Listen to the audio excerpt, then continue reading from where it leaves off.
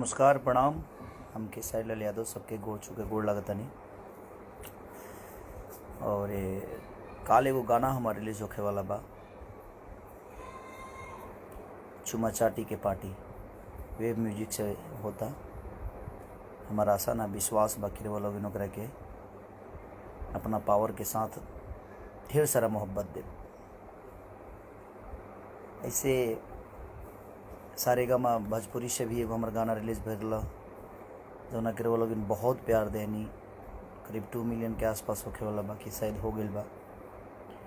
ओकरा बाद Khesari music world पर भी जौन रहा गाना लोग 9 नंबर ट्रेनिंग तक लेके आनी है। ओकरा के दिल से आभार प्रकट करत तानी कि नया साल आवे से पहले लोग इतना बड़ा प्यार खेसारी के देनी।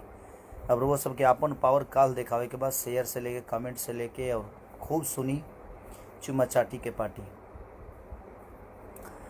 और बहुत खूबसूरत गाना बा जौन के राइटर पवन बाबा बानी होकर और वेब म्यूजिक से रिलीज होता चुमा चाटी के पार्टी। तो रोलिंग के काल अपन पावर दिखावे के बा कि कितना मोहब्बत रोलिंग। ऐसे तो मोहब्बत रोलिंग करबे करीले, लेकिन काल वो सबके परीक्षा बा। काल दबा के प्यार देवे के बा। ऐसे जे काल लास्ट गाना हमारा रिलीज होता, एक बाद कोनो नया साल के गाना ना हुई। अब जौन भी हुई लोकगीत हुई उनके बीच में। तो ढेर सारा प्यार अजय सिंह राजपूत। धन्यवाद भाई जी जे भी आए, सबके प्रणाम। और पवन बाबा के लिखल वो गाना है चुमा चाटी के पार्टी। तो बस ये कहे खातिर हमें नहीं है। और लोग सारेगामा भोजपुरी पर भी बहुत प्यार देनी है। करीब 2 मिलियन होखे वाला बा।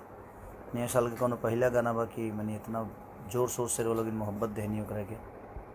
तो दिल से प्रणाम बा और यही मोहब्बत देते रही लोग। और नया साल खातिर जितना भी लोग बा, पुराना जौन बीतल तवन तो गड़बड़े बीतल है, लेकिन ईश्वर से प्रार्थना करब कि पूरा देश पर नया साल के एगो नया उमंग लेके आवे और नया साल में हमनी के जीवन खुशहाल कटे, 2020 के तरह ना कटे। जौन बीत गई आई कैसे, जौन झर गई फुलाई कैसे। तो ठीक बा, जीवन में दुख सुख लागल रहेला सबका खातिर। तो बस हम यह कहल चाहतनी कि काल इतना प्यार दी कि हाँ लागे जहाँ यार ऐसे तो आप लोग प्यार देते ही हैं।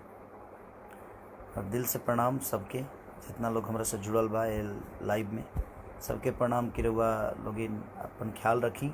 और नया साल के ढेर सारा शुभकामना रहुआ सब खातिर कि लोगों के जीवन में ऐसे ही खुशी आवत रहो। वेब म्यूजिक पर कल रिलीज बा चुमा चाटी के पार्टी। तो देखी सुनिए और ढेर सारा प्यार दी। Love you all. Good night.